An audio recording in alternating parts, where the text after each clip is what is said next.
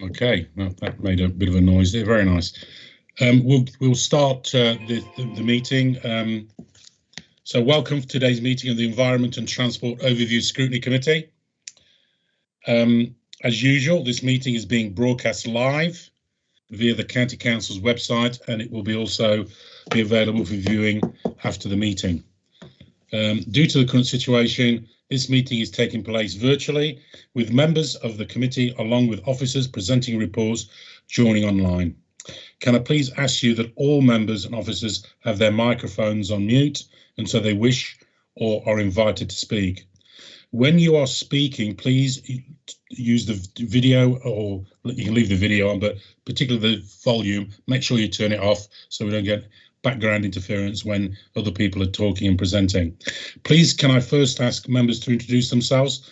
There is a substitute today, so we'll just go around. Could we start, Bill? Good afternoon, everybody. Bill Bolter, representing South and West Wixton. Janice? Thank you, Chair. Janice Richards, my ward is Earl Shorten Ward as a county councillor. Thank you, Chairman. Okay. Les? Good afternoon, Chairman. Councillor Les Fillimore Cosby with Countersthorpe Division. Max? Max Hunt, Loughborough North West. James? Hello, everyone. James Poland, Syston Foss. Jonathan? Hello there, Alan. Jonathan Morgan, Loughborough Southwest. Great. Is Blake here?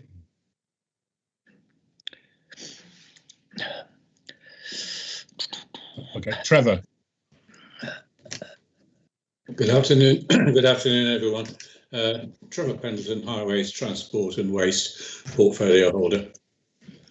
And have I done you, Trevor?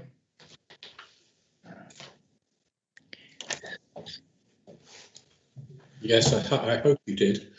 Yeah, okay. Then You haven't Bill? done Bill, yeah.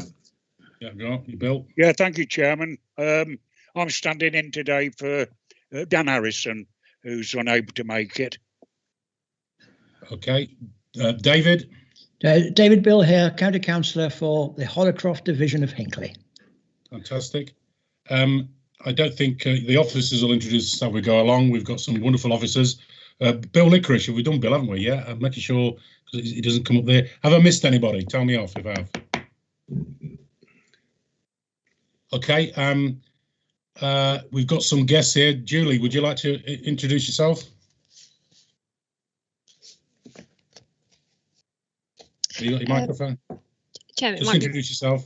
Yes, I'm Julia Howard and I live in the Charlie Parish in Leicestershire. Okay, and we've got, was it Jane? She's gone off now. Jane there? So people no, know I'm here, thank you. I'm Jane Hunt, I'm the Member of Parliament for Loughborough. Thank you, Chairman. Thank you, Jane. And also, Mr. Cliff, I saw your face, so people know who you are. That might be Steve Cuff, CUFF. Sorry, Steve. That's not a problem. And I'm the chairman of the Nampanton Ward Residents Group in Loughborough. Really welcome, fantastic. We always want representatives from residents available. That's great.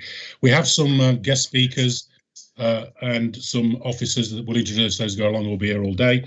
Welcome, just for everybody and people watching, the public watching. This is the last one before of a term of 4 years, and of course we've got local elections coming up in May. So this would be the last Transport and Environment Committee. So we'll move on. So I'd like to propose that the minutes of the meeting held on the 14th of January are taken as read, confirmed and signed. Are we all in favour? Yes, Chairman. Thank you very much. We had some hands up there. I will use the hands on sometimes, but we're only the smallest group, so if you wave or shout, we're pretty chilled. We can get too formal sometimes and it spoils that intimacy of having a nice meeting. So agenda 2, we've had some questions from it's question time, and we received a set of questions from Julia Howard, who's introduced herself.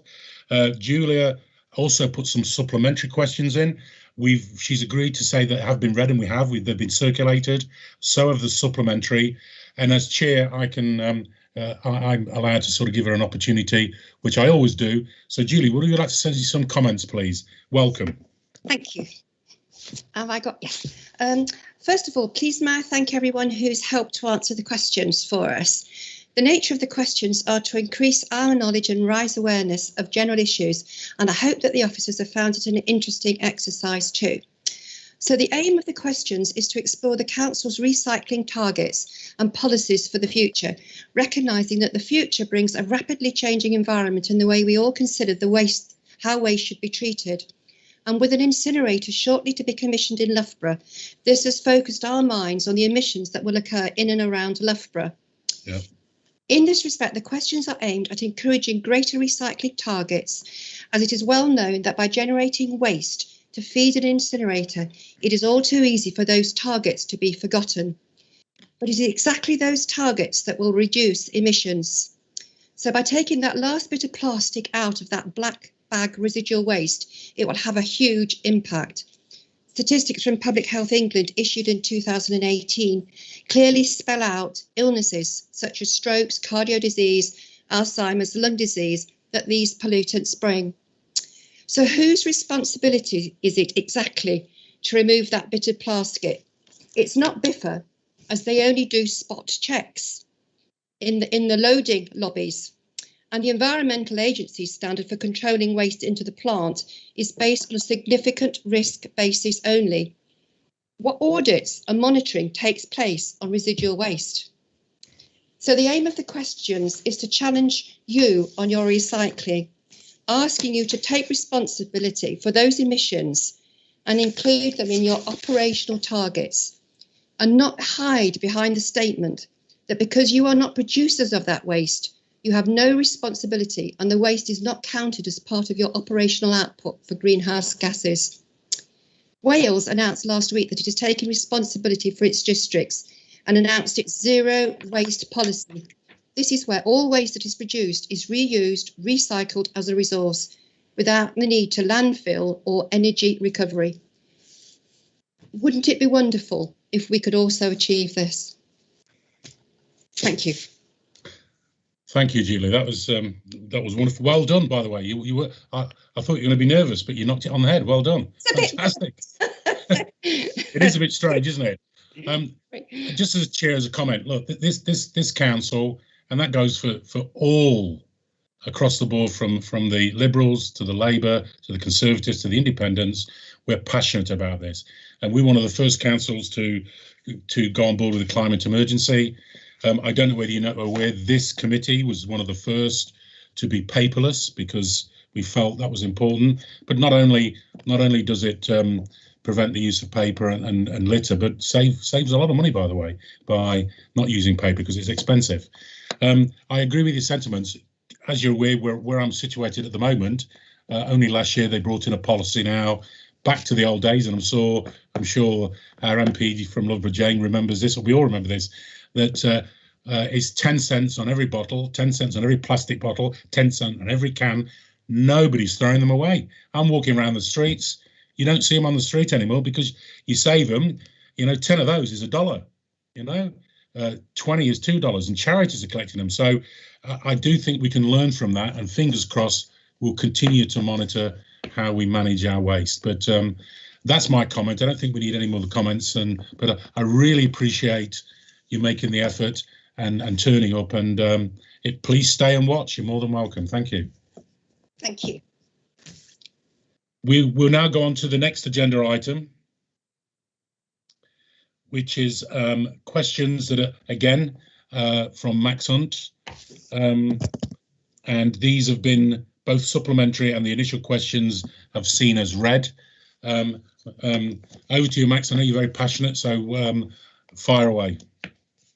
I don't wish to discuss, to provoke a discussion, but I'm a bit nervous, so you'll bear with me, and then we can move. I don't believe you. As I think you know, this is a question about the widespread problem of grass verges across the county, particularly on estates which have no off-street parking and therefore get turned into muddy and unpleasant areas. I did ask the question, and the answer I got was that there were strict criteria for deciding what you could do about grass verges. And I said, my supplementary, well, what are the strict criteria? And the answer I got was 3 paragraphs long. First of all, it said they're a general approach. And then at the end of it, it comes to the conclusion that each site is considered on its own merits. So there can't be a strict criteria or criterion one. So I'd like to ask the officers if they can look at this answer again and come up with the strict criterion, including why they talk about at one moment what the public authorities can do, and then talk about what a third party could do. Now, I appreciate that often officers haven't much time to deal with these things, and it's not a criticising a critic of anyone in particular, but this isn't an adequate supplementary answer to my supplementary question. Thank you.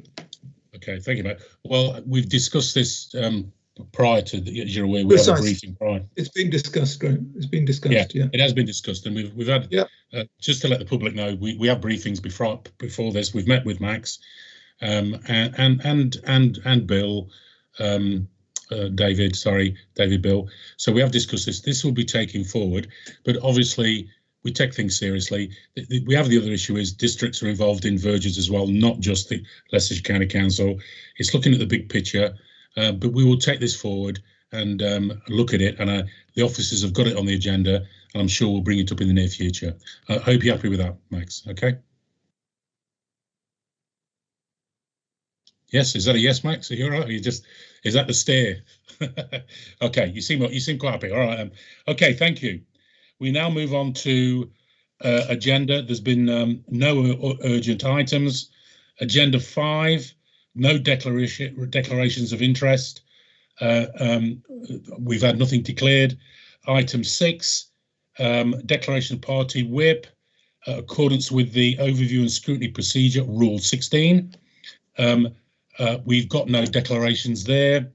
7, presentations of petitions, which is a standing order number 35. There are no petitions. So now we go on to the meat and bones of the agenda. So we go now over to discuss strategic property energy strategy. So this will be presented. These are on the agenda pack, pages 17 to 38. And we've got John, I think John Bennett, are you there? I'm here, Chair, yeah. And we've got Hannah Moss, are you there, Hannah? Yes, I am, Chair. So we've got some highly qualified officers to present and talk to this strategy. So can I hand it over to you guys? Yes, certainly. Thank you, Chair. Thank you very much. I don't tend to go into an awful lot of detail on the actual report regarding the strategic property energy strategy for 2020 to 2030, but merely to give some context for it. And then if there are any questions on it, then myself and Hannah are here to answer them. So it's important to remember that the energy strategy refers to council buildings, and therefore it's a sub-strategy of the overall council's environment strategy. It doesn't sit out with that, it is fully part of it. And what it does, it sets the aims and the targets for how we seek to reduce our energy consumption and therefore our overall carbon footprint on the county. And you'll see in both the report and the strategy itself some of the projects that we've been undertaking in recent years with regard to the previous strategy, and some of the outputs that have come from that. And what we're looking to do today is get your comments for then take this to the full scrutiny commission next month. Talk them through some of the projects, some of the cost savings that we've been achieving, over £400,000 since 2017.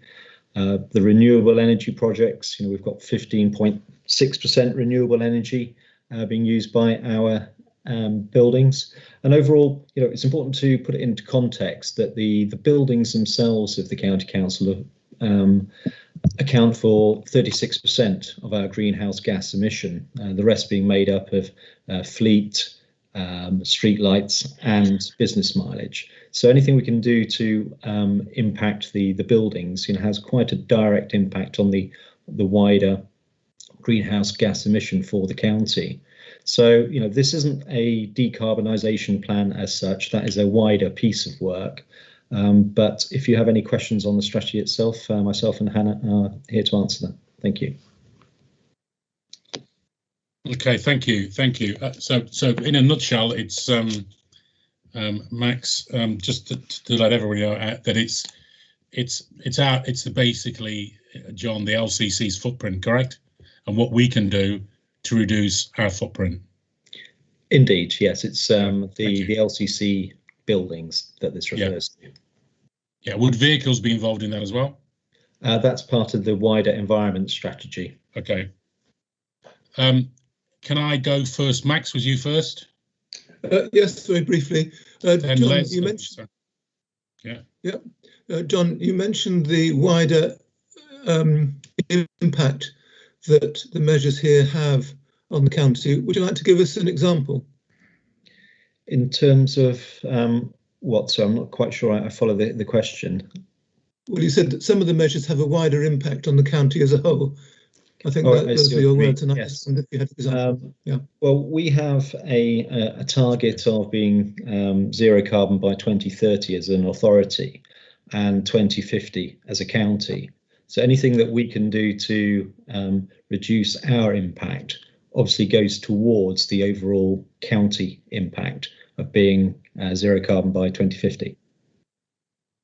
It's only 1%, isn't it?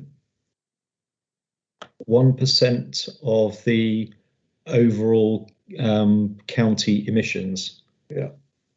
I'll probably have to defer to Hannah whether that figure is right. I mean, I don't have the figures in front of me, but I believe you might be right, Mr. Hunt.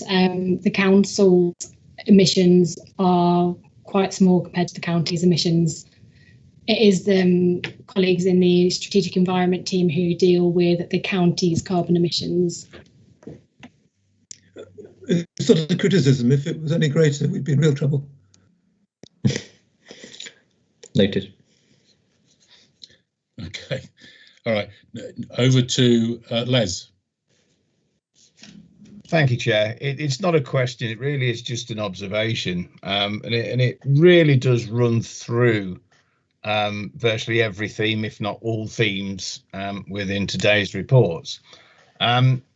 And that, of course, all the benchmarking is based on what was, not what we actually know will be or we don't know will be tomorrow. So I do feel for the officers as we actually try to develop this programme moving forward, is what are the new benchmarks? We just do not know, whether that is the physical campus at Glenfield or physical vehicle movements or whatever it is. So I think I'm just going to watch with interest as these matters evolve over time. But I do feel for the officers as to benchmarking on what is probably runny treacle at the minute, because we just do not know. So it's just an observation, Chair. That's all. Thank you. Thank you, Les, for the observation. Bill Bolter. Good to see you, Bill. Right, Chairman. Nice to see you again. Yes. Might be for the last time. Excuse the noise in the background. It's someone's just come to the door, so that's going to be an interesting experience for us all. It's nice to know you've got a dog-friendly house. Nobody comes here, I can tell you. I'm a bit concerned because it doesn't really tell us anything, because the county council has reduced the number of buildings it's got. So of course it's going to reduce the carbon footprint. What we really need to know is what estate we've got now, how we're reducing that as a carbon footprint. It's all right, getting rid of buildings, that alters the figures, but it doesn't give us a true picture of what we've got today. So have we finished reducing the number of buildings now? Can we stabilise on the number of buildings we've got left and see what the figures are on those for the future? Okay, Bill. Yeah. I don't know. But fair observation. can I go over to either John or Hannah, who would like to just chip in, who would like to answer that out of the two of you? I would just make the point that the projects that we have outlined in the MTFS and the projects that we've already undertaken, are on existing buildings. So the council is correct. Obviously, if a building is no longer owned by the county council, then we're no longer responsible for its emissions. But what we can do is just make the estate that we have remaining as energy efficient as possible. Fair enough. Okay, I think Bill, are you happy with that? Which is fair enough to a point. No, because I want the energy efficiency of each of the council buildings so we can monitor each building individually, not as a whole. That's the only way we can really see how we're going, not as it is at the moment. Yeah, but wouldn't then we still need a whole? I mean, I understand that. I mean, people would be aware whether one building's the next, but do we need to know that? Surely, as strategically as councillors, we need to know the whole figure, not just the bits and bobs to a certain degree. Wouldn't you say that? No, because we don't know.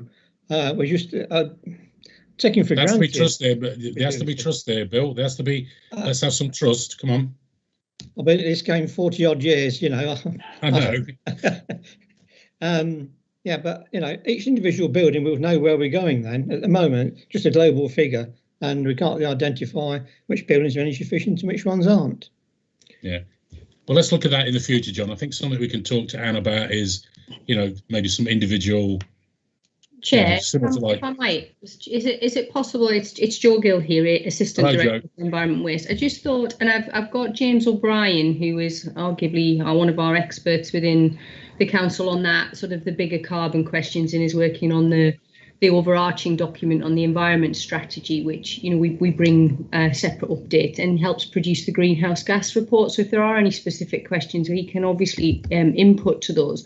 But I just thought on this point, it might be worth me just adding to what John and Hannah have already said in relation to the sort of assets that you acquire or get rid of, for want of a better term, where the change, basically we redo the baseline for carbon. If we get rid of or we acquire new buildings greater than a 5% change in terms of the greenhouse gas report, we re-baseline so that you do get a real picture of what's happening with the size of your estate.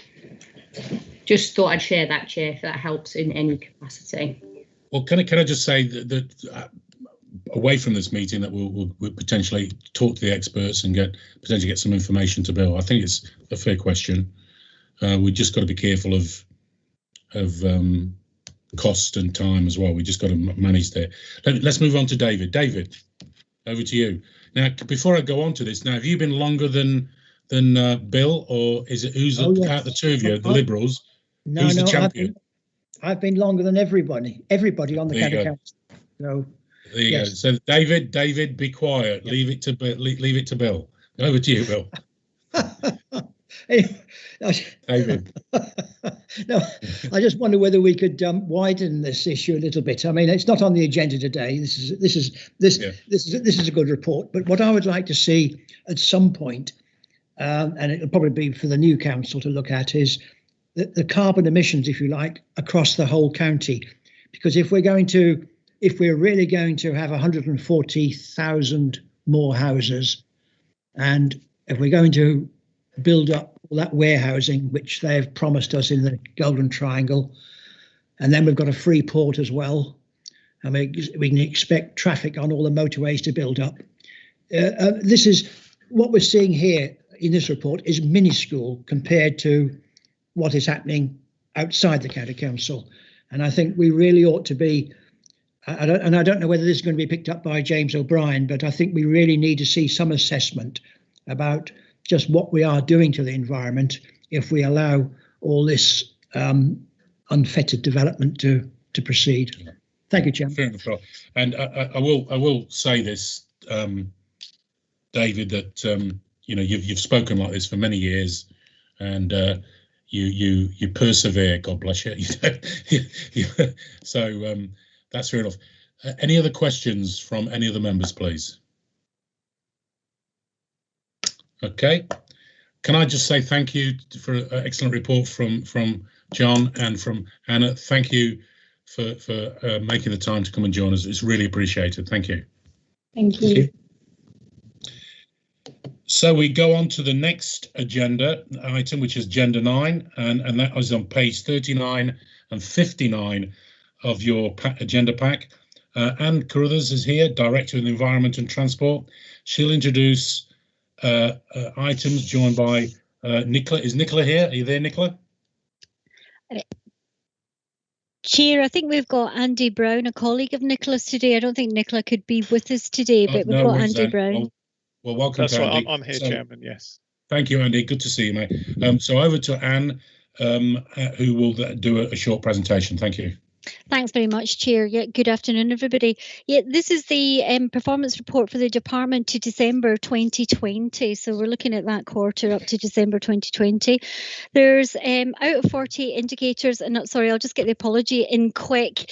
Paragraph 10 says there's 38. That was a typo. It should say 40 indicators, which I'm sure you'll have worked out if you've looked at the dashboards. Out of 48 indicators, 31 have been updated this time. What I like to do, as you'll know by now in the format, is probably focus you on the dashboards themselves and just take you through the things that have changed in the last quarter on those dashboards. So I'm looking at Appendix B of your pack in front of you. For the strong economy indicators, which are on page 39 of your pack, the top quartile, they're in the top quartile compared to comparator counties, including for the amount of maintenance required for A, B and C class roads. So those ones we perform well. We're top quartile when we look at our comparative county authorities. As we've reported before for unclassified roads, however, that isn't quite the case. They don't meet their target and it's in its second quartile. And I think, you know, as we've discussed before, it's likely to be a continuing trend given our challenges on maintenance and maintenance funding. The only other one I'd note on that page for you is the park and ride indicator. You'll see that's at the bottom of the page. You'll see the numbers have increased to just under 16,000 for quarter 2, but you know, as you'll also see in that, it's massively below what we would expect in a normal year of around about 230,000 passengers per quarter. Sure, you absolutely understand it's the pandemic that is behind that one, but you know, very, very small increases we're seeing there. If you move on to the next page 50, the percentage satisfied with cycle routes and facilities fell from 38 to 34%, but still in the top quartile, which is positive for us. Whereas percentage satisfied with the public rights of way network increased up to 54% from 46%, and that's particularly positive given that, you know, we have seen a lot more usage. I'm sure you'll maybe have noticed in your local area of the public rights of way network because of the pandemic and people's limited opportunities for, you know, going and doing things, and they tend to be using their local public rights of way network, and that has also been reflected in the amount of customer contact we've had in that area. It's significantly increased during the pandemic because people are out walking the routes, but it's really positive to see that level of satisfaction increasing there. Percentage satisfied with the condition of pavements and footpaths also rose just slightly, but from 62 to 64%, which is always really good to see given our challenges of maintenance. And that's in the first quartile as well. But, you know, as I say, we have got ongoing challenges in terms of investment and maintenance across the board, and that impacts our footpaths and the quality of our footpaths. In 2020, 58% of businesses said reduction in traffic congestion would help them. And that was a significant increase from the 2017 figure. This is a survey that the LEP carries out, so as you can tell, it's not an annual survey. It's last time it was carried out 2017, so a significant increase in that. But you know, however, that's probably I'm going to venture a personal opinion here, that's not going to take into account the impact we've seen of reduced traffic over the vast majority of last year, where when we first hit the pandemic and the initial lockdown, we were down to 25-30% of normal traffic levels. At the moment, they're kind of sitting about 60 70% of normal traffic levels. Okay, so it's not been what we call a normal year in terms of traffic, but interesting to see that response from the business community. Quarter 3 saw an increase. We're moving on to the electric and ultra low emission vehicles per 10,000 vehicles, and that indicator, we saw an increase from 34 to 39 electric ultra low emission vehicles per 10,000 in the fleet. While that's all positive, I'm sure you'll agree we've got a long way to go in terms of greening the fleet, but you know, moving in the right direction. It's third quartile though, so as I say, it's still a long way to go on that one. NOx exceedances fell from 8 in 2018 to 3 in 2019. Again, positive, and you know, a significant move, but positive as well. If we just move on to page 51, sorry, I'll skip over that one because there hasn't been any update in indicators and well-being in this period. But in page 52, in terms of keeping people safe, I won't go into this in detail because we have got a report on the agenda today on casualty reduction for the county, the annual report we get. But just high level, 5 out of the 6 indicators are top quartile. So we are performing well in terms of, you know, those road safety indicators. The one I would just highlight is casualties involving road users cycling, walking and on motorcycles. They fell from 245 to 230.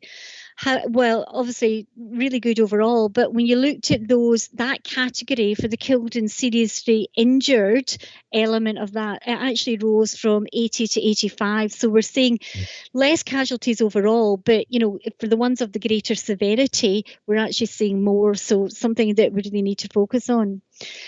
All these figures, I should just hasten to add, are to quarter 3 of 2020. Moving on to the environmental risks, the environmental risks that are still flagged as red have reduced from 12 to 5 over 2019-20. So we have done significant work to reduce those, and we do have plans of action in place to address the other 5. So they're still being worked on. Under the Great Communities indicator, moving on to page 53, quarter 4 saw a slight improvement in the percentage of local authority collected waste that's landfilled. It went from 32% to 31%. The total household waste per household did increase, however, that increased by just roughly 30 kilograms per household. Very likely pandemics come into that. More of us are home for greater periods of time. We're not going to the workplace and disposing of waste there, etc., and that going through trade waste, etc. So, you know, a lot of that will be the fact that, you know, we're in different circumstances, many of us working in different circumstances at the moment. So we have seen that rise on individual household waste levels. Page 54, looking at the existing domestic properties with C+ energy rating, that increased from 34 to 37%. So that's the existing housing stock. So moving in the right direction, but you know, still a long way to go. And we did see a very slight decrease in the new housing stock. That went from 99 to 98%. Obviously, really good performance, but you know, it'd be great just to be up at that 100%, and it's just slightly gone down in that last quarter. And then just lastly, on page 55 for the corporate enablers, these are concerned more about our own operation changes. Carbon emissions from LCC buildings and from streetlights, that saw a drop, as did the waste produced from our own sites and business miles claimed. Now, I'm sure, again, you'll all fully grasp that, you know, much of that has been linked, or some of that will be linked to the pandemic and the different ways of working due to that. And we'll probably continue to see some different indicator performances because of that, you know, because we're still in a lot of those circumstances, you know, into this year. I'll stop there, just, you know, a fleeting view of some of the highlights and lowlights of the changes, but I'm happy to take questions on that, Chair. Thank you, Anne. Again, appreciate the report, as always, thorough, and I really appreciate it. First, Max, over to you. Thank you, Chair. Looking at page 44 on the agenda, about the killed and seriously injured. We've got a paper later on today on casualties, which actually puts quite a good light on the figures up till 20 period, which it doesn't cover. So the figures in this report, as the director pointed out, are not so good. And in particular, my attention was drawn to paragraph 27 on page 44, which says that the reduced volumes of road traffic meant that road accidents were contained, but the number of people killed or seriously injured walking, cycling and motorcycling, that's excluding cars, rose by 5%, which is quite significant. Then it says, since the previous update, which might be expected to some extent as more people substituted their vehicles in favour of walking. So it's suggesting that more people walking or cycling, it doesn't mention motorcycling, has caused this upswing in injuries. Actually, I would have thought it was more likely that the cars were going faster because there was less traffic. But it's a very interesting point, and one that ought to be examined. We've had, in a sense, a bit of a laboratory, of a situation which we've been striving to achieve for many years, which is to increase cycling and walking at the expense of driving. Here we have a period where this has been tested, and it's blamed on people too much walk.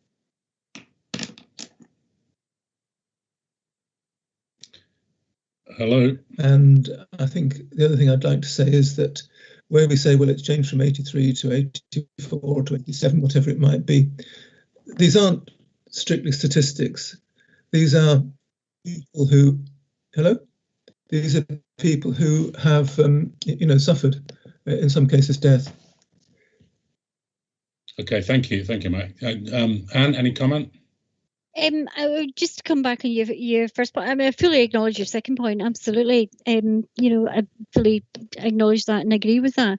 On your point about the factors in terms of walking and cycling, again, as you say, it has been a hugely different period of time, and we need to see what we can learn about that. You're right, there's been more people out cycling and walking, so there's greater probability, but at the same time, and we have seen it, and I'm sure a lot of you will have seen the media reports at the time about increased speeding from vehicles, etc., because of reduced traffic on the roads. So what that overall mix is and the causal factors, that'd be really interesting to try and understand a bit more of. Equally, it's while we've got lots of traffic figures through, we've got daily, weekly traffic figures throughout the pandemic, it's much more difficult for us to assess cycling and walking. A lot of it's anecdotal. We don't have the evidence to say the numbers that there's been out there to really make some robust conclusions from that. We can look at as much as we can, but it'll be difficult from that aspect. But I agree, there's different factors that will come into play that result in that. The point I'm making, Chair, is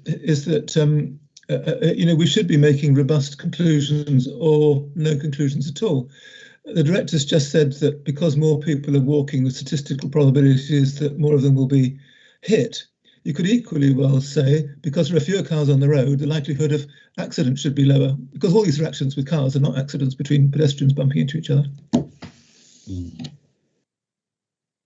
Fair point. I mean, it's stats and statistics can tell the truth and lies, and we know the story about that. But it's it is a quite complex situation. But your point's taken, Max. David, Bill. Thank you, Chair. Yes, bit quiet this time. Do I notice in the report that the way the police record accidents is changing, and that's what altered the figures? Did I read that in the report somewhere?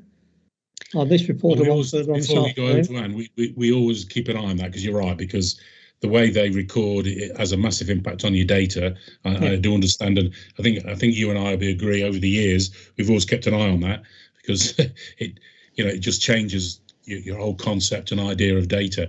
And what is the situation now? Yeah, no, absolutely. And I think as we've reported at previous committees, the police have changed how they've recorded them and, have recognised it has had a change on, it's had an impact on the overall numbers. But I think we'll probably maybe get into more detail on that in the item on casualty Next reduction. agenda. And we do have the police along. Les, over to you. Thanks. Yeah, thanks, Chair. So some of it's already been commented on by Anne. We are well aware, and so it will be interesting to see what the police say, but certainly on the other committees I sit on that involve police, it is now well documented that as lockdown took place and fewer cars were on the road, speeding went up, and there presumably is therefore a dynamic link between increased speed and increased casualty rate, but yeah, maybe that's yet to evolve. But the one question I do have here, if I may, Anne, bottom of 55, business mileage. I'm just really fascinated that it's not plummeted further than that, and I'm just fascinated out of pure idle curiosity and nothing else. Sorry, I'll come back to that. I'm just getting page 55 in terms of the actual what it's done. Yeah, it's gone down. I think I had the same reaction as you on that. That's to Q1 of 2020. So, sorry, that was period. Yeah, no, Q1. So that's to June. So it'll have got the first element of the financial year then, won't it? The other thing I would say is, remember, while we're all in lockdown at home, particularly like for my department, but for a lot of the county council, those services still go on. We still had highway inspectors out. We still had the guys going out repairing the defects on the road. They had to do it in a socially distanced way. We changed our working practices, but we still had a lot of those vehicles going out anyway. We still had our school transport going for the vulnerable children and, et cetera, et cetera. So there was a lot of stuff that was still going on there. The one that has dropped off is the likes of, myself, etc., no longer commuting in or no longer going out and meetings and travelling to different sites. Part of my job.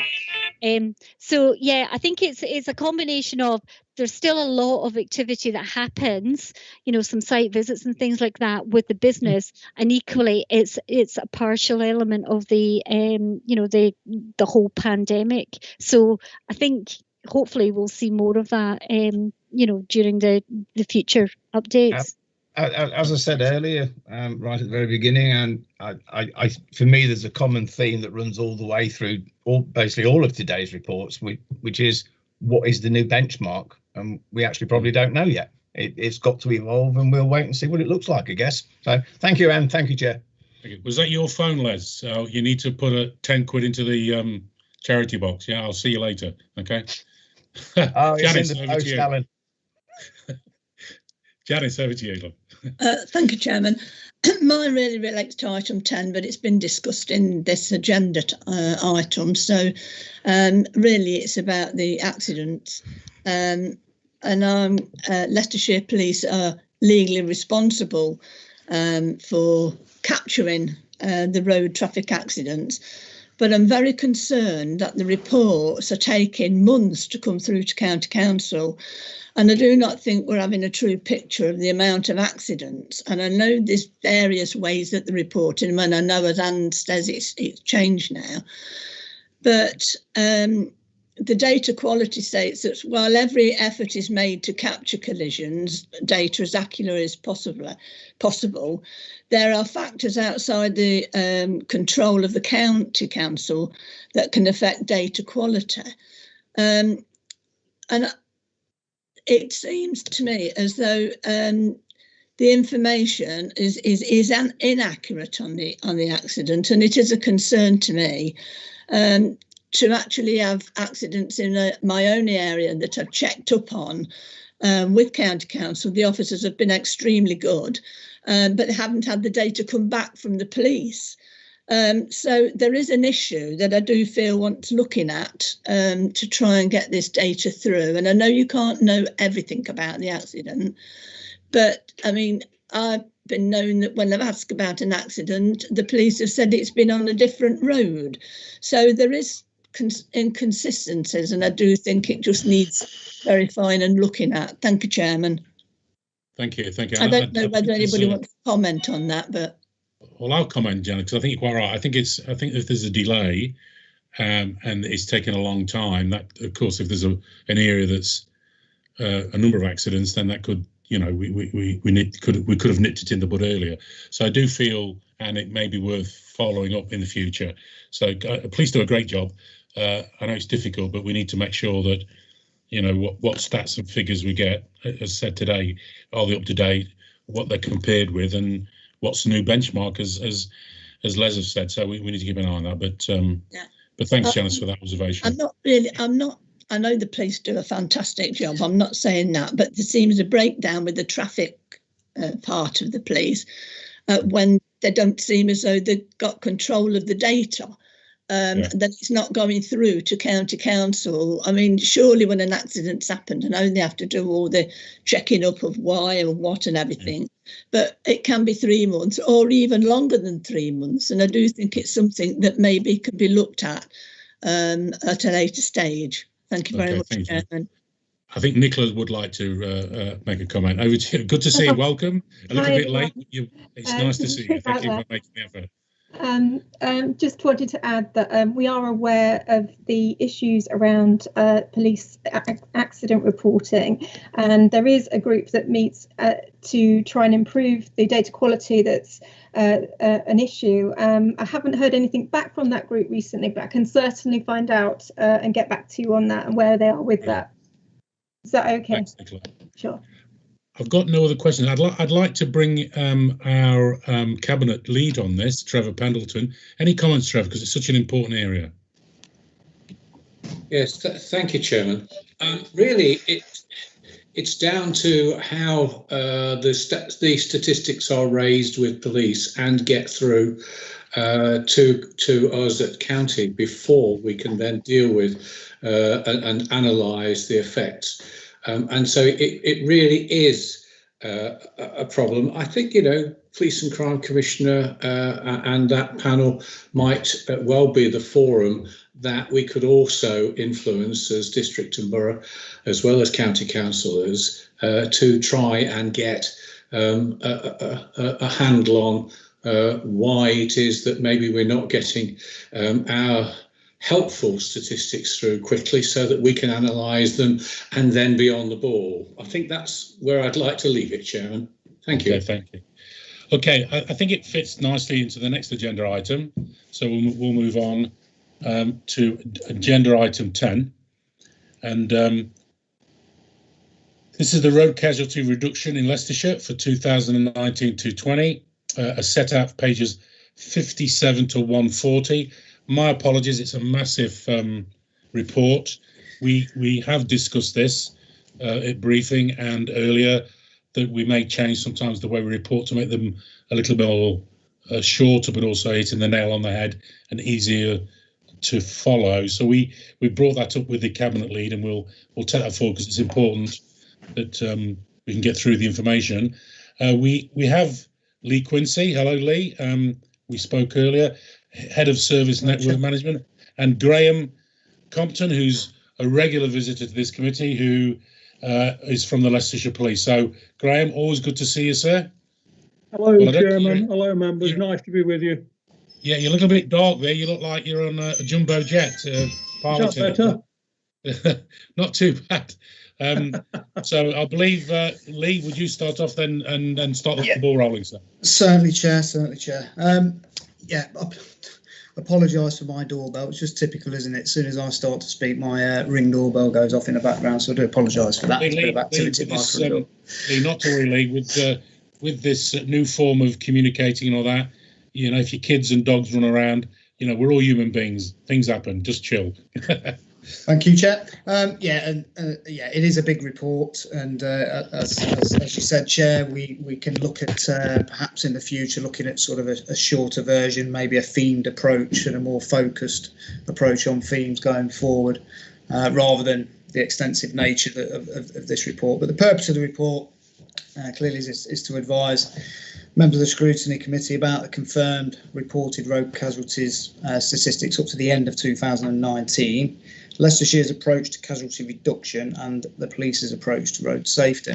So firstly, if it's okay with you, Chair, I'd like members to hear from Graham Compton of the police before I highlight a couple of aspects of this report. Is that okay? Over to you, Graham. Thank you, Lee. Thank you, Chairman. Good afternoon, members, and thank you for giving me the opportunity to go quickly through some of the policing issues of the day. I know I've circulated my notes, but I want to kick off with the Road Safety Partnership, which we place a very great importance on in terms of casualty reduction, which you've also mentioned a lot in the last item. Jana Walker chairs the Road Safety Board that, amongst other things, deals with the governance for the Road Safety Unit and everything that's happening with our speed cameras, which I'm coming on to later. But last year, Jana felt that we needed another group to look in more detail at some of the emerging road safety issues that were occurring in Leicestershire. And at that point, we decided to set up a small group called the management team that are looking more closely at specific issues.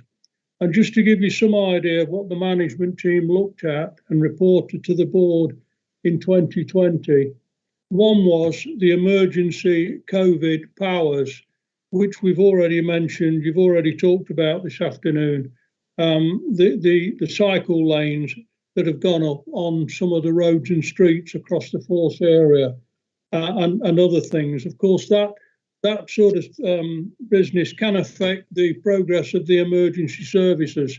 So we are looking at that because the traffic levels are likely to get back to some form of normality in the coming weeks and months, and they could impact on these emergency measures. So that's one thing we looked at. One of the other important areas, and Anne has already mentioned this, is the casualty rate amongst our vulnerable road users.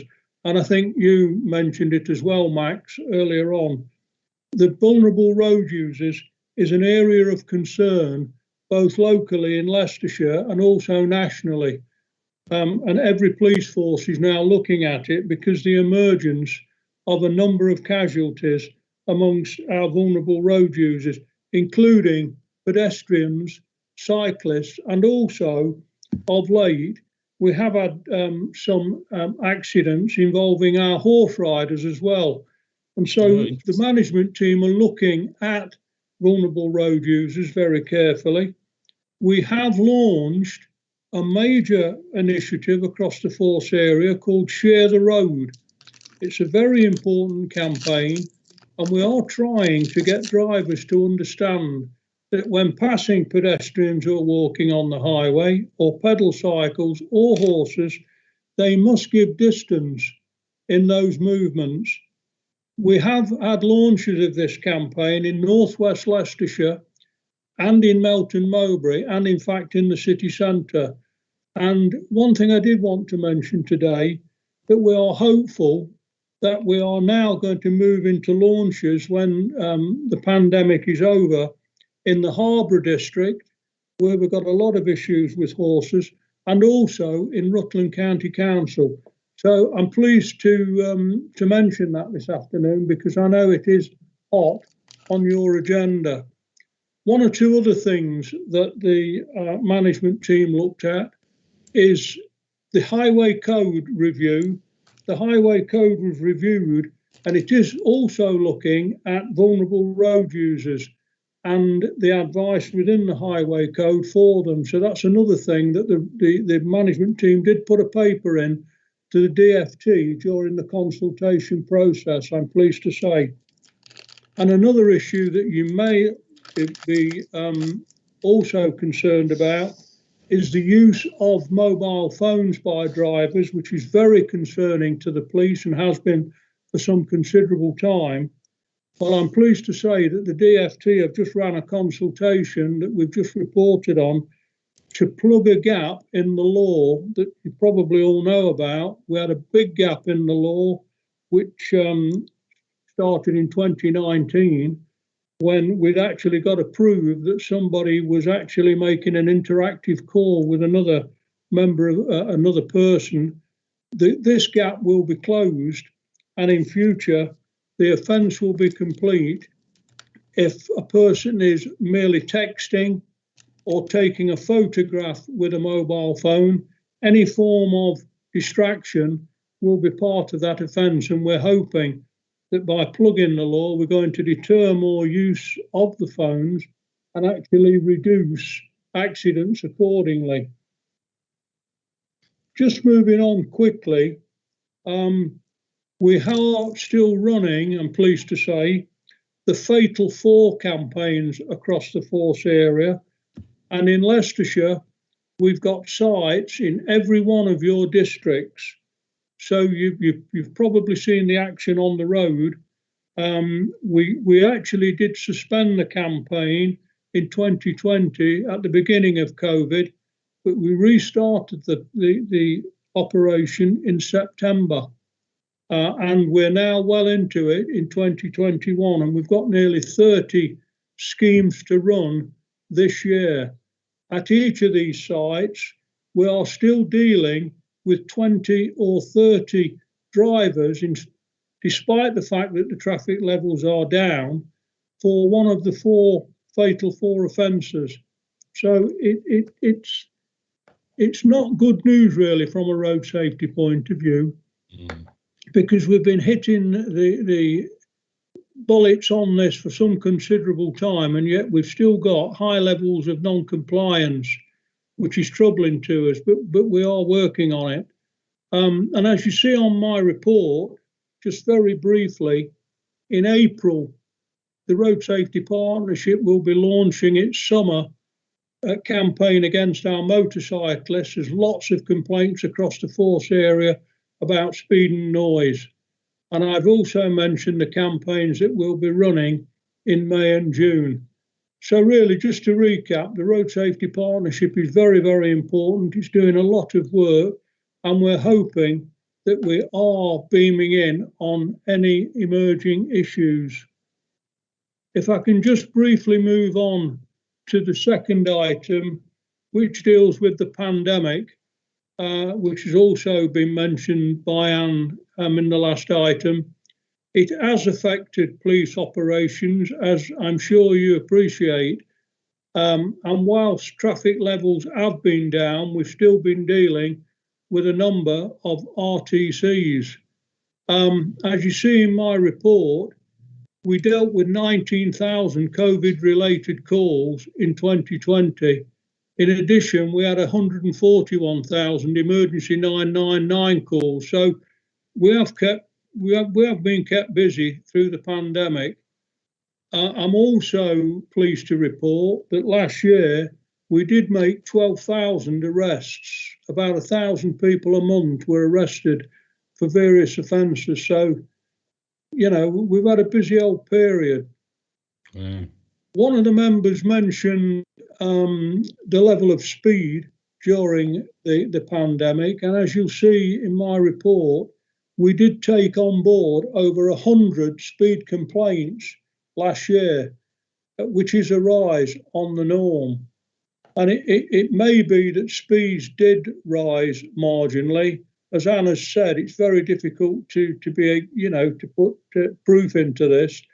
But there was less traffic on the roads, and it could be that 1 or 2 drivers did take the opportunity to put the foot down. But nevertheless, we tackled over 100 speed complaints, and we like to think we've given a service to the 100 complainants out there that were troubled by speed.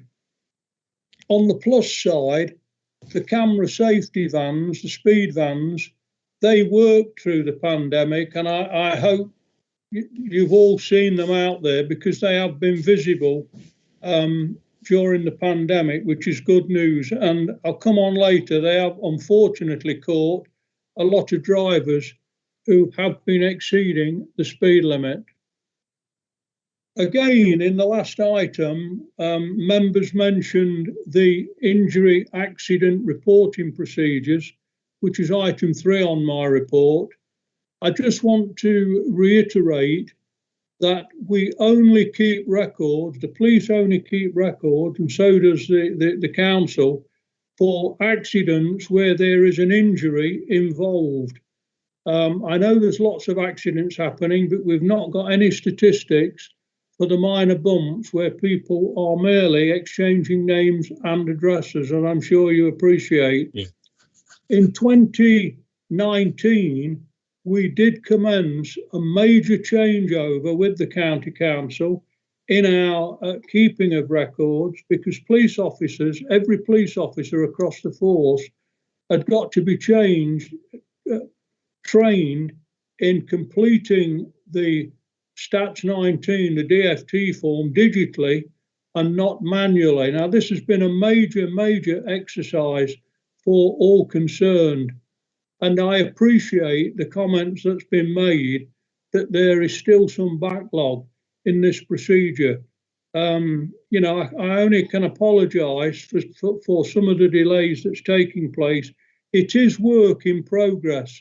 And believe me, there's an awful lot of work that still needs to be carried out. In terms of our attendance at injury accidents, I might have mentioned before that the vast majority of injury accidents will be attended by a police officer, and the Stats 19 form will be completed. There will be occasions, owing to demands in the force control room, if there is a minor injury accident and the drivers can deal with it themselves on the road, there is no obstructions on the highway, then unfortunately it may be because of priorities that a minority of accidents won't be attended by a police officer, and hence that has made a marginal impact on the total number of minor injury accidents that have been recorded. In terms of enforcement, which is item 4 on my report, I think you are all well aware that we did lose 500 officers during austerity, but the good news is that we're now making vast progress in recruiting officers and making up for the downturn. We will be recruiting 300 additional police officers this year and another 300 in 2022, so that's excellent news for all concerned. And of course, this will impact greatly on our ability to enforce all the laws, not just the traffic laws, but all the laws. But particularly from my perspective, I deal with the traffic laws, and I'm very pleased to get those additional officers on board. We will be concentrating with the Road Safety Partnership, again, with what you're all well aware of the fatal four: the drink, drug driving, the non-use of seat belts, distraction and speed. These are the 4 key areas where most of the accidents on the road are caused by those. So it's really important that we continue to use our resources in that direction. If I can just briefly mention the Drink, Drug, Drive campaign that we held in the whole of December. I know you'll be interested in it. It's really important because, unfortunately, we arrested 132 drivers during that month, which is the highest number easily in the region, in the 6th Force region. 32 of those were for the drugs element, which is another big emerging issue for the Road Safety Partnership to tackle. But of course, the drink element is still a massive issue for us that we've got to look at. And during the pandemic, we are all wondering why there were so many drivers out there drinking, because, you know, a lot of the pubs and clubs were closed, and yet our hit rate was enormous during December. So it's one that we're keeping our eye on very closely. I can't tell you what the January figures are because I've not got them yet, but it is a major road safety issue for us to tackle. Thank you, Graham. If I can move down briefly, Chairman, to paragraph 5, the community speed watch. The force and Leicestershire County Council place a great deal of emphasis on community speed watch because it engages with our communities and it gives residents an opportunity to actually get out there and do something if there's a speed complaint on their roads and streets.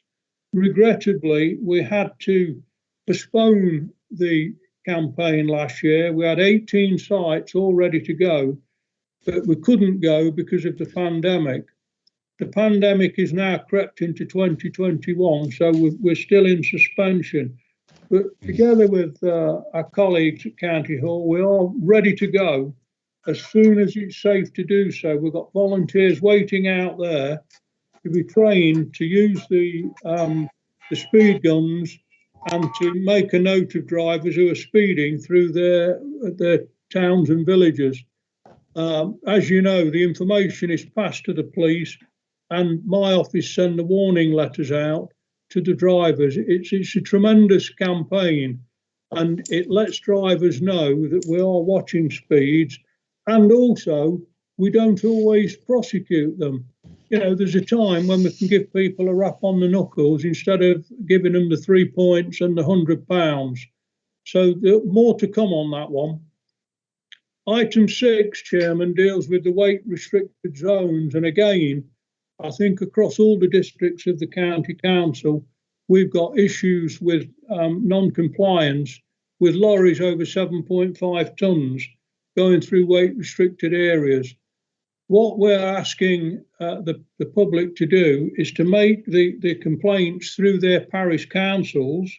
If you could help us with that one, please, because we can't deal with the odd complaint, but where there is a string of issues in a particular area, the parish council can then notify my office and we can actually do something about it. In policing terms, what we're trying to do is deal with all these complaints proactively from my office if we can. So we need the number of the lorry concerned, the time and date, in order that we can make contact with the haulier or the vehicle owner. In some instances where it is an awful problem on the site, there's 1 or 2 running at the moment, I won't go into detail, then we will set up an operation whereby we can get police officers either locally or from the road policing unit to go to the sites and take some action on the sites. But as I say, the vast majority of the sites where you just get the odd lorry coming through, we will continue to deal with them proactively, and we have had, I'm pleased to say, a lot of success dealing with the hauliers using that mode. Item 7, Chairman, safer roads team. We've got 2 more minutes, so yeah. I won't. 2 minutes is fine, Chairman. Thank you, sir. It's just that we've got a time scale. Get the 2 minutes, as much as you can in the next 2 minutes. Thank you. Safer roads team is doing some excellent work a lot across the county, and we'll be extending the number of officers in that team and hopefully getting them their own vehicle later on this year. And number 8, Chairman, is a resume of what is happening in the road safety unit in terms of speed and the number of speed drivers we're dealing with that are exceeding the speed limit and going through the lights on red. So it's all systems go on that. And that is my concluding comment. Thank you, sir. Only to say that, you know, in the future, the Road Safety Partnership will be continuing to do good work, and we're doing all we can to satisfy all the complainants that's coming in. Thank you, Chairman. Thank you, Graham. You're a star. We really appreciate that. They're always thorough as usual. Lee, you would like to make some backup comments. Thank you. Thanks for that, Graham. Yeah, and I think it just emphasises the excellent work that Graham and the police are doing, and the work of the partnership. There's some real excellent initiatives that are being run by the partnership to tackle road safety issues. In terms of the stuff that we do, that's fully detailed in in Appendix C, there's many initiatives that are detailed in there in terms of what we do. Graham has gone into a lot of detail really in terms of the Stats 19 reporting process and the various issues there. So I won't go into that. With the data that we do get, it's enabled us obviously to provide this comprehensive casualty report, and that data is further detailed and illustrated in Appendix B and E. And I'll just pick a few highlights for 2019 for you. So 33 people were killed. Sorry. Okay, Chair. It's okay. Yeah, it's just I moved my arm. I'm sorry. It's carry on. No problem, Chair. 33 people were killed, which is more than 2018 and clearly always a concern. However, there were 142 seriously injured, making the total killed and seriously injured to 175, which is actually a much reduced figure from 245 KSIs in 2018. Overall, there were 996 of all casualties reported, which is a significant drop from 1,207 in 2018. We're performing well against national trends, which are detailed in paragraphs 51 to 58, and achieving the majority of our targets as per the previous item in terms of our LTP data sets, and more detail on that's in paragraphs 59 to 65. We continue to develop our approach to casualty reduction as detailed in paragraphs 66 to 104, and our evidence-led approach enables resources to be targeted where they are most needed at identified cluster sites, junctions and our rural roads. So to conclude, there were significant reductions in serious and slight injuries compared to 2018, although the number of fatalities has increased. Leicestershire does appear to be performing well over most key statistics compared with national trends currently. Overall, and slight casualty numbers are well within the LTP targets and milestones, but the KSIs, as I said, are slightly higher. Work on identifying trends and measures to address these through enforcement, as Graham has said, education or engineering measures will continue to be developed.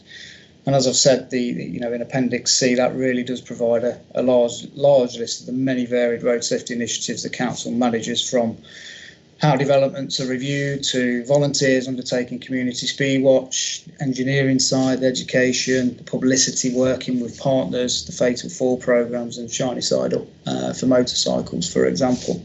So there's a lot going on. And I suppose it just doesn't stop there. Road safety is inherent in everything that the county council does, right the way from those measures I've mentioned, but all the way through to our maintenance, gritting the roads, removing potholes, etc. It's inherent across the piece. So that's it from me. Thank you, Chair. Thank you, Lee.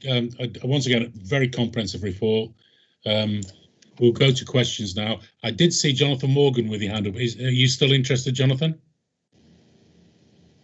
Thank you very much, Chair. No, it was then answered actually shortly afterwards by Graham. It was to do with drunk driving, but Graham answered that, so that was fine. Thank you, Jonathan. David. Yes, thank you, Chairman.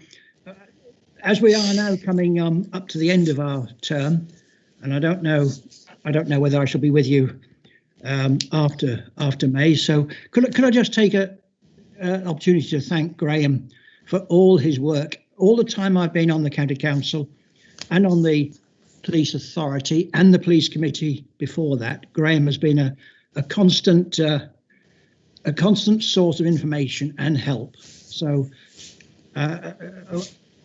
many thanks, Graham, for everything you've done.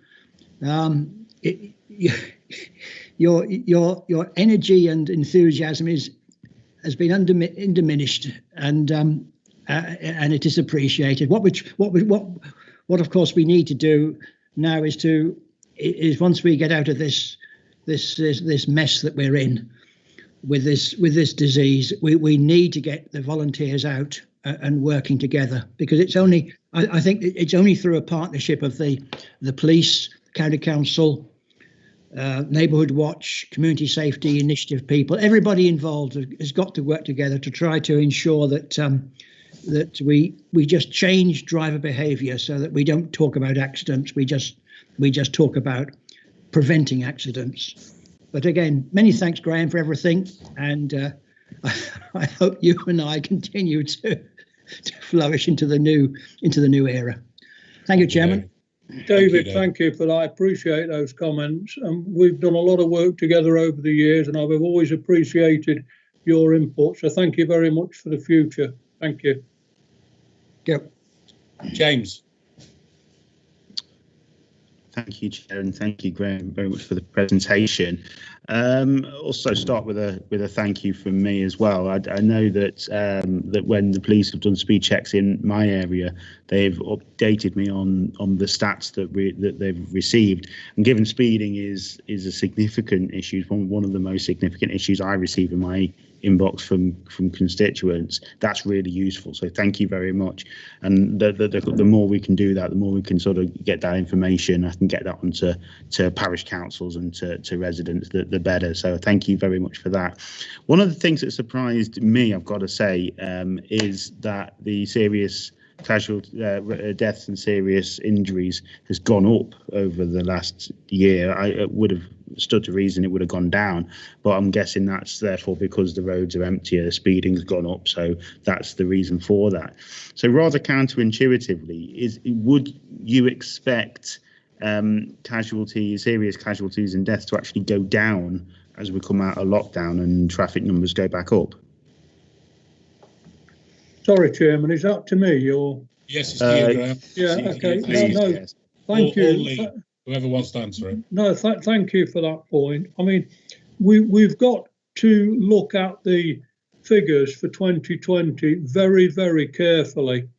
And of course, as Anna's already said, we can't make any decisions yet on the effects of the pandemic on what's happened on the roads, locally or nationally. And I know the DFT are looking at this very carefully, but we will be looking at the figures, the Road Safety Partnership, line by line, and taking any appropriate action. But thanks for your comment on that.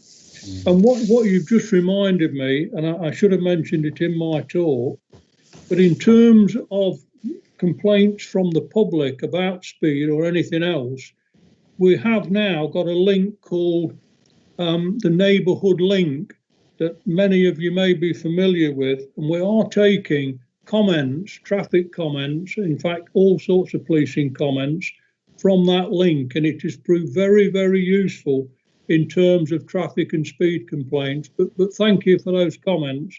I can assure you that we will be looking at those statistics very, very carefully. Well, thank you. Could I just make a quick request, if possible? Would you be able to send out that neighbourhood link to members? Because I think that would be something that would be really useful. Certainly, I'll do that. I'll do it to Anne, and I'm sure it will end up in your minute, so everybody's got it. So thank you for that. Thank you. It's quite interesting talking about speed. I think I read yesterday a car that's been produced, an electric car, 100 kilometers an hour in 2 seconds acceleration. It's ridiculous, isn't it? It's unbelievable. I've got one more hand up. I can't see who it is. It might be mine, Chair. I'm sorry, mate. I lost the picture. Then it just comes up with a. It's fine, Chair. Just picking up on the comment about Neighbourhood Link. Hats off to the police. They have been knocking on doors. Certainly down here in my patch, the PCSO has been knocking on doors, handing out little flyers, and actually the beat team themselves have been picking up noise and concerns through that the Neighbourhood Link chat room, effectively, and actually been out there and picking up with speeding traffic, parking on pavements, and much to the applaud of the local residents. So hats off to the police team for getting that one going. It's a flipping good programme. Thanks, Les. Great. We'll just go over this is such a large report. Again, I'd like to go over to Trevor, who's the cabinet lead on this. Any comments, because it is a very important area, Trevor? Yes, thank you, Chairman.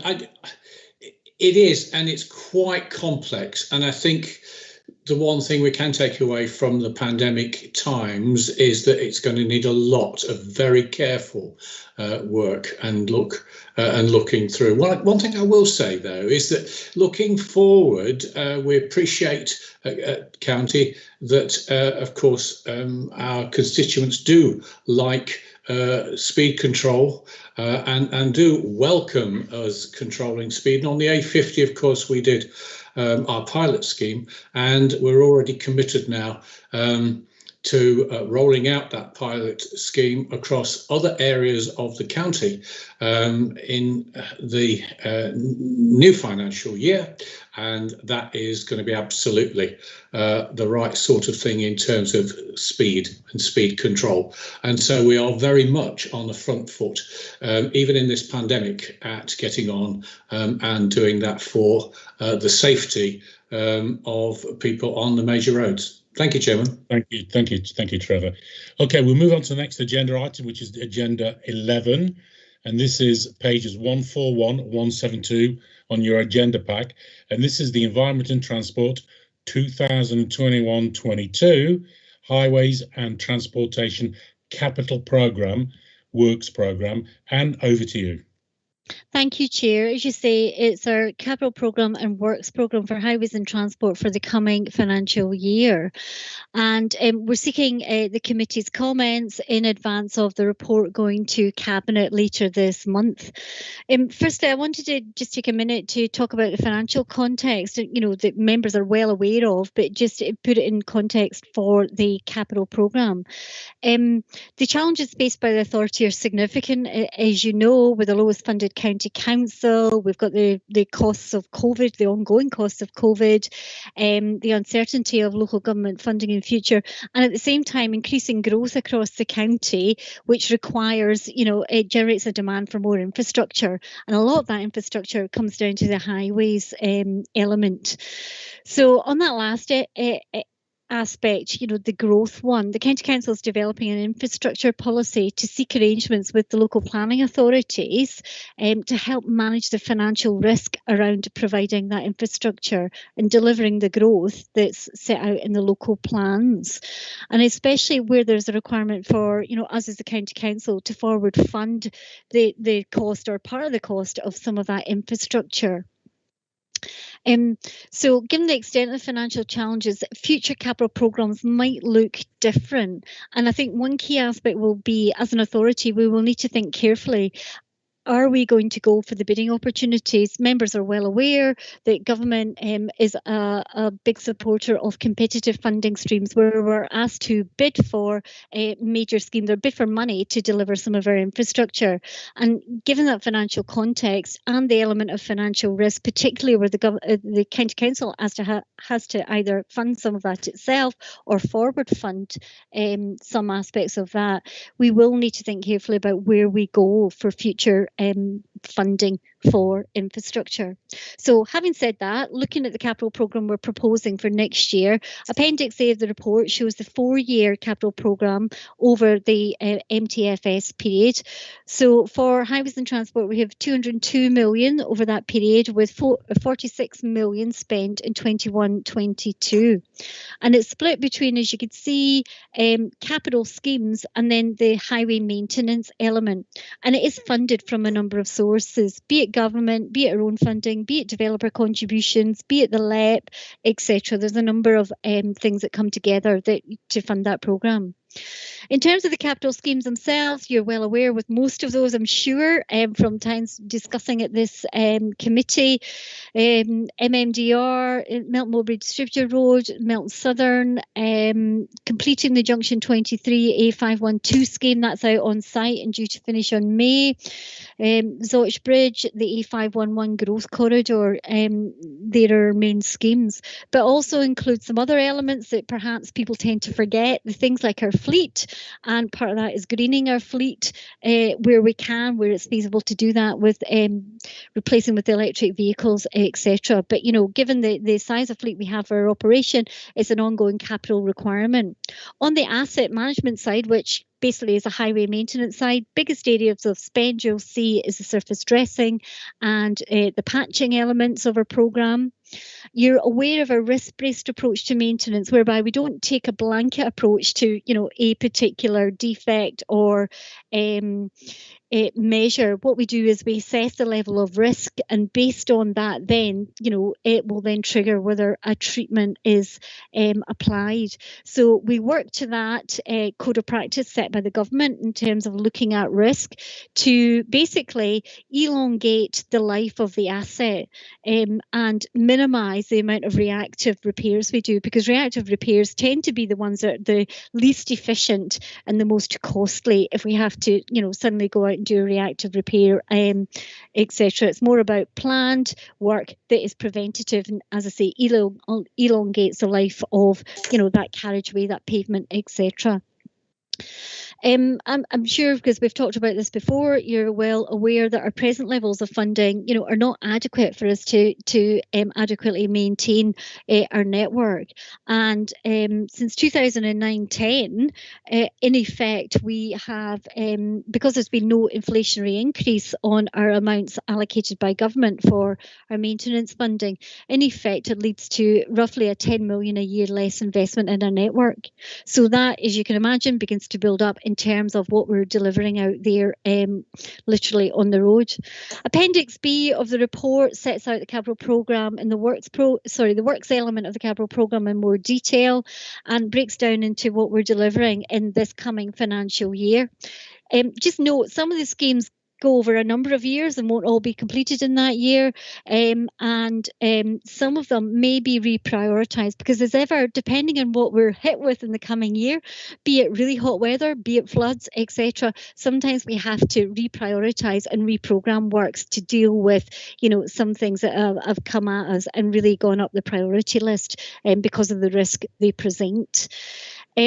Just final point I would make, Chair, is the information will go of the works programme will go on the members hub, so it is there for you to have a look at and be aware of what's happening in your area, and we will keep that updated obviously if things change, and happy to take questions on that, Chair. Then thank you. Anne. A nice clear report. Max. Thank you very much. Yes, thanks for the report. It's very full. I was concerned that some of the projects are not fully funded and yet going to Cabinet.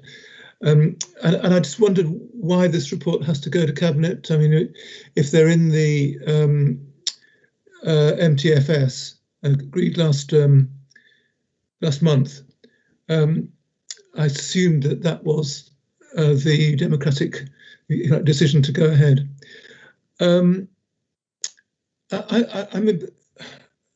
very concerned that the large housing developments, such as we are expecting in Melton and Loughborough and Colville, come forward with assurances to the planning authority that the quantity of traffic will be coped with, that the scheme is manageable, and to support that, the developers and the local planning authorities put forward various schemes to encourage people to walk, cycle, use public transport particularly. And yet there's an assumption when they start building that they're all going to be using 2 cars a household and so on and so forth. And there's also an assumption that the developers are going to pay the lion's share. But in fact, the developers pay a very minor part, well, a minor part of the development. And those things, I think, bother people, particularly when they're told that they can't have what they consider important reactive repairs or important resurfacing and so on. We're always being told this.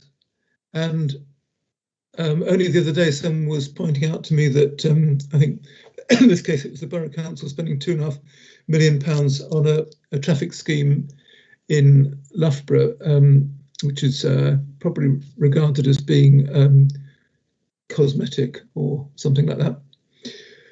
And they said, well, why are you spending £2.5 million on that when you can't afford a bit of local improvement for aesthetic reasons, as I think the authority would say. But they are my concerns. And to be honest, I don't think that these are particularly popular with the public. I started off looking at the A512 thinking, I better not criticise this because everybody likes a wider road, don't they? But as time gone on, nobody has said, oh, we need to get that road finished quickly because we need that extra carriageway. They don't. Still hasn't got a decent cycleway. And it's held up traffic for the best part of 18 months. In fact, if you look on the southern side of Loughborough, they're terrified of it because they can see that this road improvement will mean more cars coming down into their part of town, which has hitherto been protected. So I think in political terms, the policy that Anne has, that the director has been outlining, that there is a balance between investing in big projects, which are subject to bidding processes and carry some risk, and perhaps drawing back from some of the riskier projects. And should I be on the cabinet in a few months' time, I would be making the point that the risk in here is not necessarily worth the candle. So, and if I'm not there, Trevor, it's got to be you. I can see you're smiling there.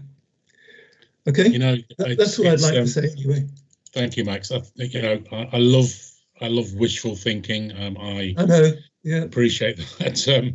We've got but look, your passion. I've always loved your passion. I don't think there's much of a comment, Anne. I mean, I can see what we're saying, but it's all swings and roundabouts. I know Trevor will support me. Sometimes we're forced into the bigger projects. That's where the funding is.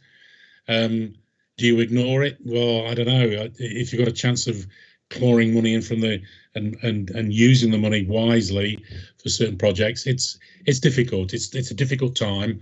Do you want to make a response, Anne? You don't have to if you don't want to, but it was more of an observation from Max.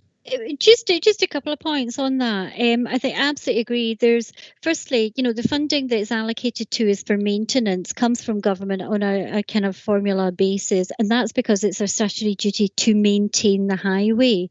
You could then argue that these big schemes are about improvements, aren't they? Because fundamentally you're making a massive improvement to. You're not just maintaining what you've already got. Most of the ones that we go for now, and it will be an interesting debate as to whether we want to do that in the future, but most of the ones we go for now are about delivering for the growth. So the example you gave of the A512 Junction 23 scheme up at Loughborough is about catering for significant growth. I think, don't quote me, about the 4,000 houses at the Garendon estate, a number in Chetshede, and also employment, the Lucep site as well. So while that development is not there, that is about the capacity for the development. So you're right, people don't come and ask us for that. However, if it wasn't provided when that development comes along and you've got the traffic from that, we would certainly get the complaints around about the congestion.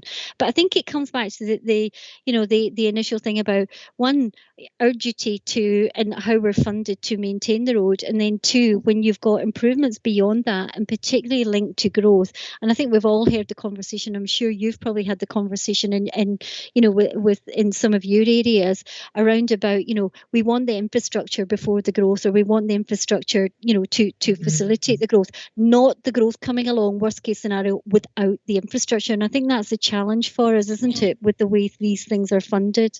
Yeah, I wouldn't argue with to just make one point, if I may, that when these sustainable urban extensions are planned, there is great emphasis, first of all, on putting them near the towns so that the traffic is limited, so that people aren't driving across the county in order to go to the shops.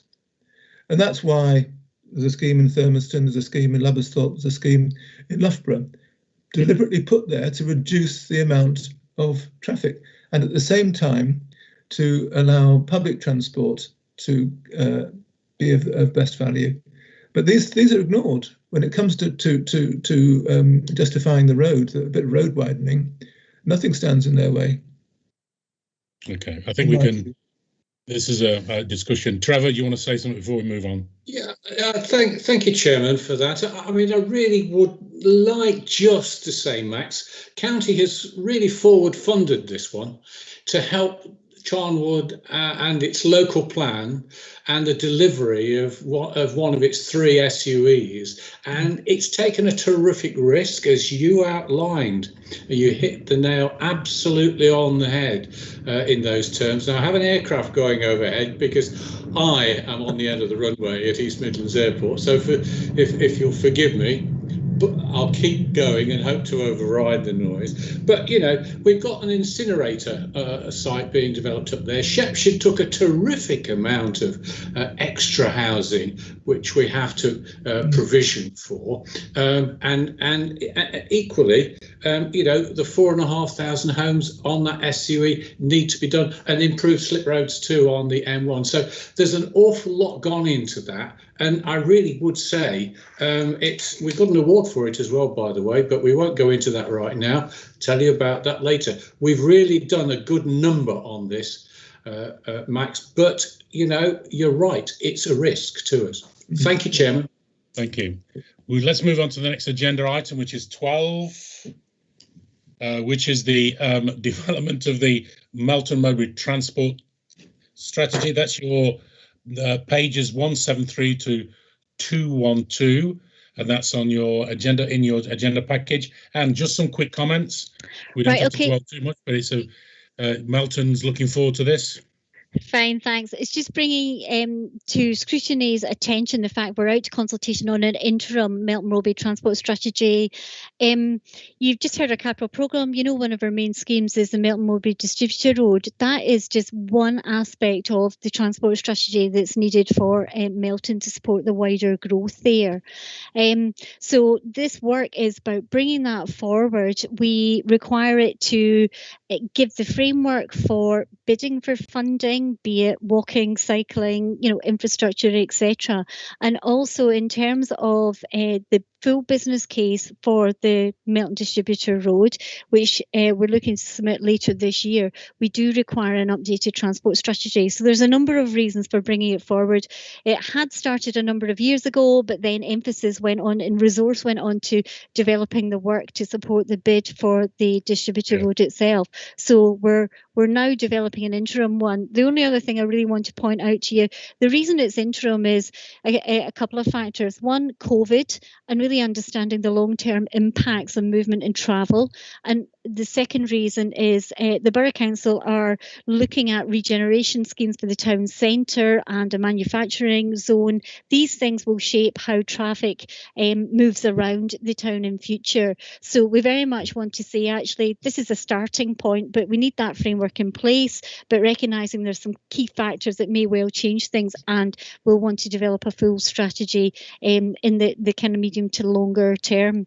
So just last point, it is out to consultation. I think it finishes in the middle of or very soon, first or second week of March, and we'd welcome the committee's comments, and the links to the consultation are in the pack. Thank you, Chair.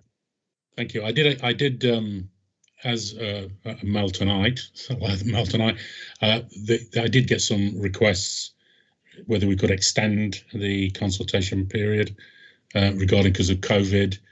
A lot of the Melton residents do like face-to-face contact. They were hoping more that than remote. I wasn't successful because there is a time scale, but I'm aware that we have been consulting the strategy for many years on and off. And so I'll be encouraging people to get as much info in before the end of the consultation. I think that's the way we need to go.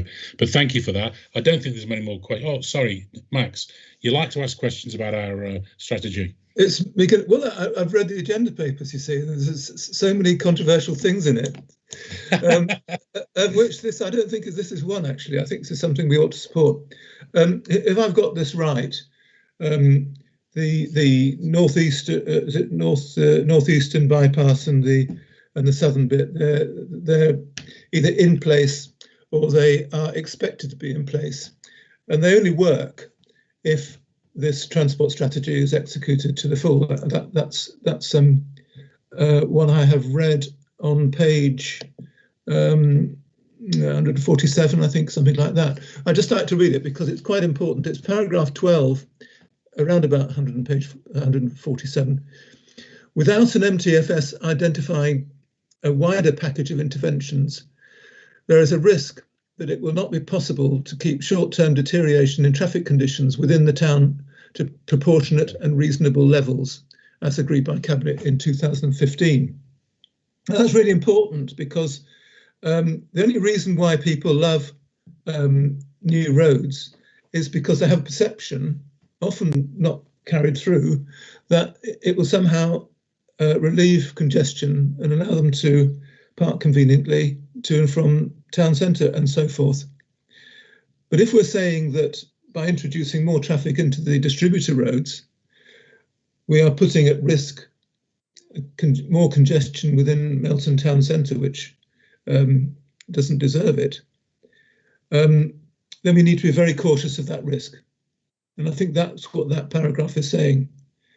Now, poor Trevor's got his head in his hands here because I've obviously said something which is counter to cabinet policy. If I'm wrong, would you like to respond to that? Yeah. If I, Chair, through you, if I may, thank you. That cabinet decision in 2015 referred to the fact that it was accepted that Melton would take a level of growth, i.e. short-term pain, without the measures that would relieve that, so that until we got to the position we could deliver the North and East MMDR. And I think that's referring to actually that agreement we would keep it short-term would be unable to do that unless we begin to bring forward both the road and the wider strategy. So it's about managing that, not having it indefinitely. And I think, you know, the opportunities with obviously the road to take that through traffic out, the HGVs out, etc., and create a different environment and relieve that, you know, that's what that brings about. And I think it's referring to that understanding there was at the time by ourselves in Melton Borough that there would have to be an element of continued congestion and growth without relief for a while until we could bring in those elements of the strategy or the intentions of the strategy. Hope that's helped. It has. I think it was. I think if we remember right as well, that because it's a relief road, the tendency it doesn't necessarily make the massive release within the circle of the road itself. So it's common sense. The strategy internally is very powerful to improve, prevent rat runs, improve more walking, more cycling, and look at how we deal with Melton for the future. And I think it's an exciting opportunity to relook. You know, we've got footfall problems. So it's an actual chance to do a blueprint that could make Melton far more successful, easy to visit, more attractive to visit, and better for pedestrians, cyclists, and for people living there. I just think it's a very exciting opportunity.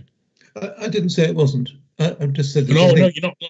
I'm not saying you're not, Max. I know you support it. I did start off by saying that strategy is important. I thought it was anyway. It is.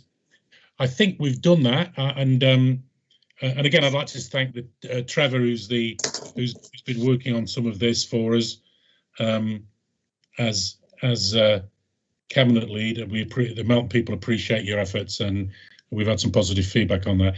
So we now move on to the 13th, which is Leicestershire cycling walking strategy. That's on page 213, 232 and I think there's a bit of a presentation. I think that's over to you, Anne, is it? Yes, it is. Thank you. And Kat was just going to bring up the presentation for me, if that's all right. And while she's doing that, right. I'll just thank you. Give a quick overview. This is about our work to develop a cycling and walking strategy for the county.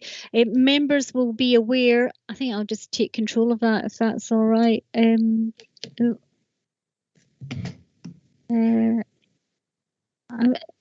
Members, have I got that? It's only small though. Members will be aware. Sorry, can everybody see that? It's just on a different view from I normally see. Is that all right? You'll be aware that government had came out with a changing, I think it was called gear change policy last year, and really have begun to focus on, or really begin to put far more impetus behind cycling and walking. And I think partly in response to the pandemic, but also the opportunities that will take them towards their overall objective of decarbonising transport. So what we're doing at the moment is we're developing a cycling and walking strategy that will give us the framework to bid for funding again. It's the same as the wider infrastructure one, but to bid for funding for that type of investment. Under that, so the premise will be we'll have that wider cycling and walking strategy, and under that we'll have what we call LC WIPs, which I never think is a very good acronym. It takes me a while to think about it, but they are actually local cycling and walking infrastructure plans. Again, something that's come out of government, but that really is a detail for your local area. Where you see cycle facilities, where's your network, you know, how do you want to build it up, etc. So that's a nitty-gritty detail of what would be delivered on the ground. And the cycling and walking strategy sits above that as, you know, your policy document and your objectives for that. That just shows the wider context. As I mentioned, the government strategy came out last year, and they are actually being very stringent on that. Stringent's not the right word, but they're taking quite a hard line on this in terms of, for instance, even yesterday we had an announcement of funding allocation for active travel. There's been, you know, nationally funding allocations in active travel. We get just under 300,000, and they've made clear that authorities who are not complying with the change gear policy, and in particular there's a local transport note 20 about design standards for cycling and walking facilities, they will not be funded, and they've actually held back funding from a number of authorities. So actually they're putting their money where their mouth is in trying to drive this agenda forward. The only caveat I would say on that is it's still a bit of a drop in the ocean compared to what we see in other sectors, such as, you know, road infrastructure and, you know, the likes of the budgets, the type of budget Highways England has, etc., for their road infrastructure. But, you know, equally, it's certainly a positive. We would see it certainly as a positive step on the way to really seeing more cycling and walking promotion. This just gives you a feel, just briefly, for the policy agendas. You know, you'll know our own strategic plan and some of the objectives in those, our transport policy objectives, the climate ones, the health ones. It all contributes to that. So, you know, I think it's all points in the right direction in delivering those common objectives.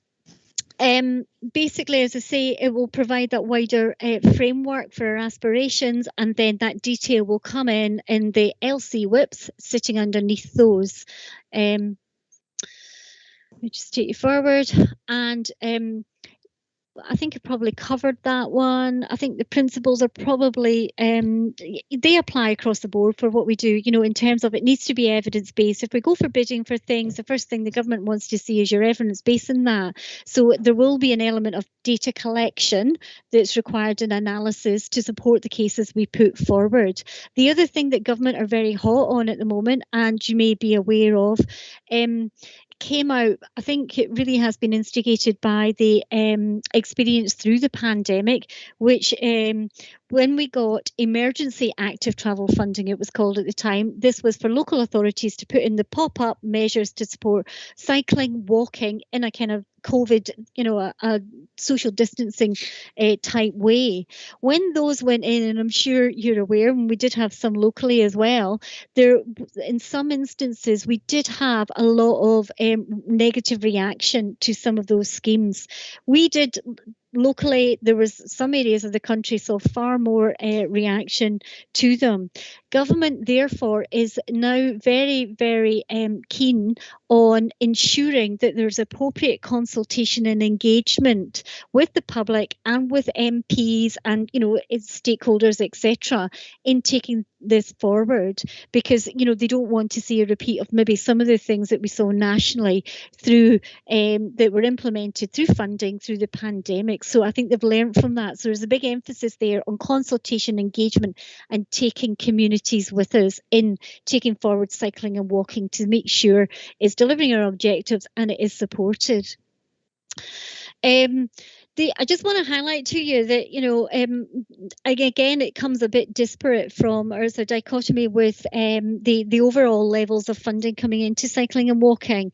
To do this really, really properly, we'll have the cycling and walking strategy below the cycling and walking infrastructure plans. Now, we'll have a number of those right across the county. We'll have them for market town, each market town, etc., that shows you what it is you wanted to deliver across that area. In order to do that properly and be evidence-based, sorry, why did that always happen when you're talking?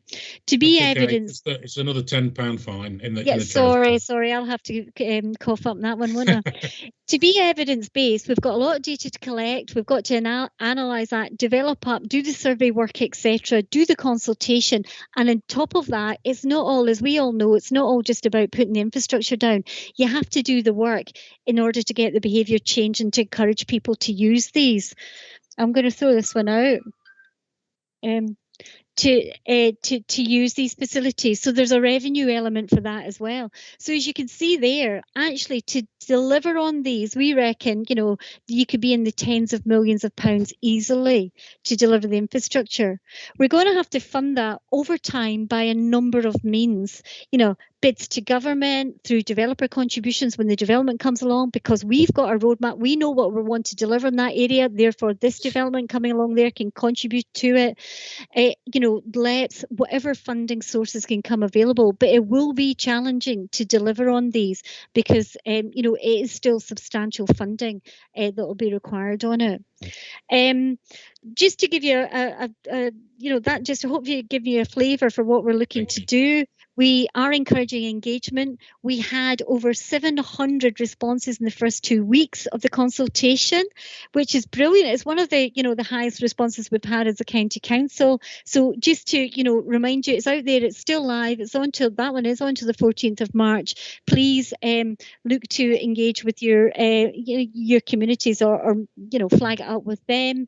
And we will be coming back to scrutiny on it later, I think it's June, prior to finalising our cycling and walking strategy at Cabinet in the summer. So it will come back as a draft document to you in June.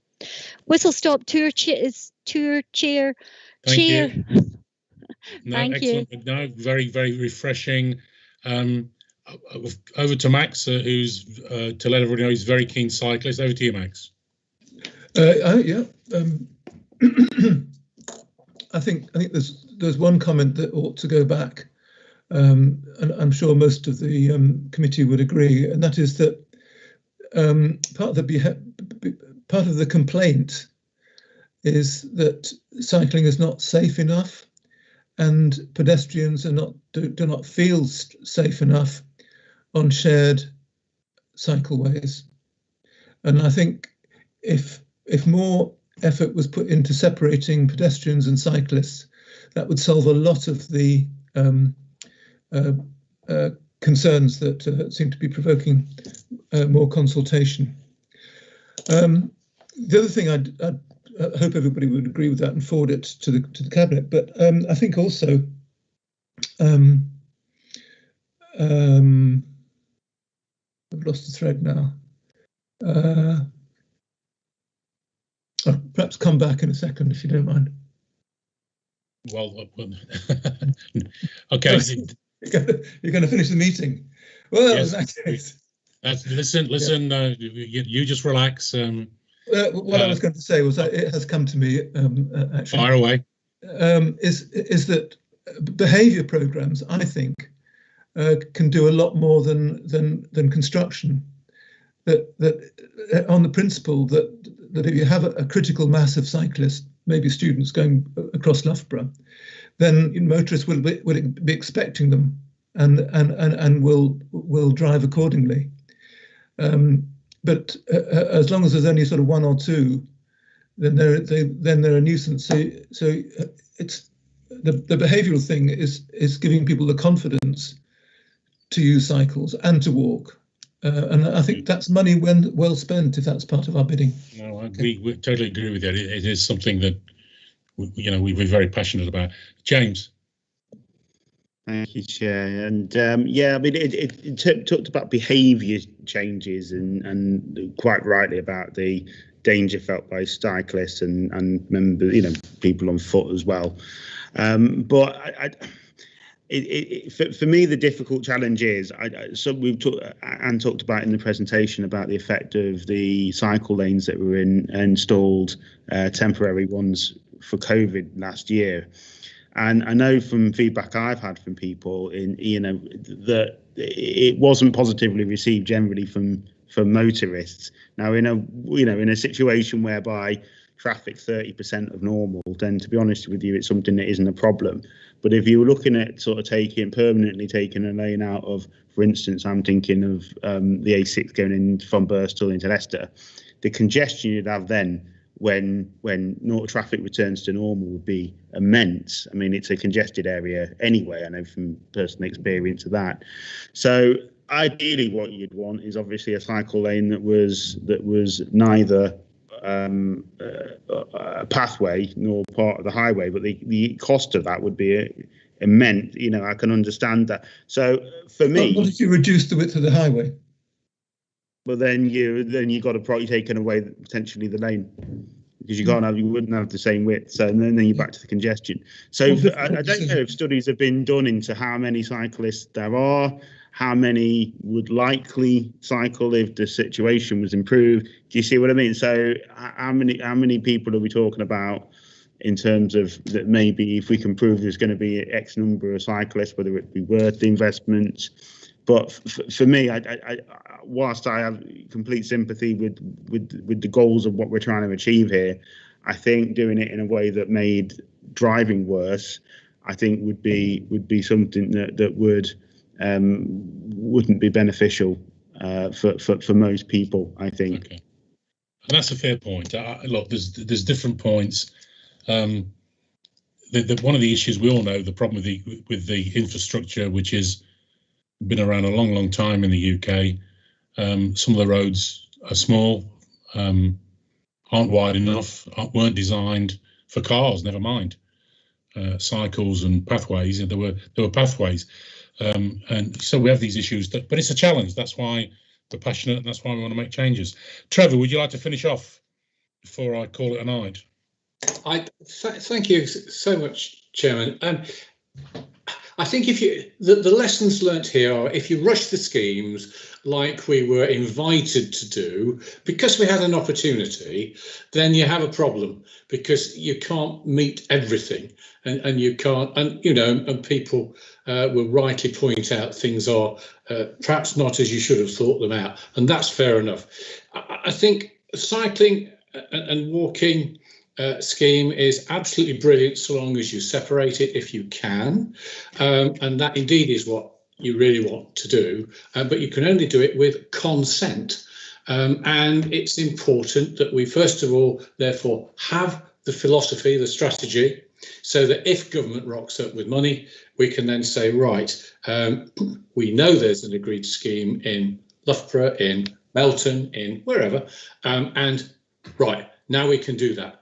And that's exactly what we will do, Max, and we will keep the things separate. I'm not keen on taking a lane out, but I do agree with your drift of thought, which is everybody off the road means one less car, or everybody on the walkway means one less car. But they're only short journeys, and you've got to be very careful about that. But anyhow, thank you for the opportunity. Just to round that out, Chairman. Well, I've got no more questions, so I will say that this is the end of the meeting.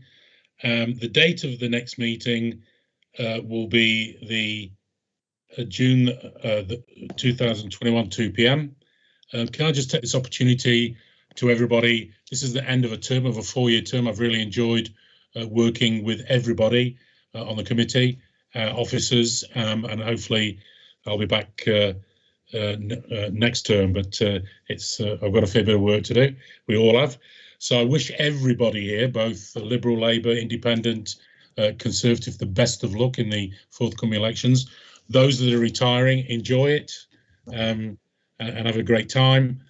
And I'd just like to thank once again everybody. I thank the public for watching, And once again, thank you for your support. Have a safe evening, drive carefully, and look after the environment. Take care, everybody. Good night. Thank you, Chairman. Thank you very much. Well, Take care.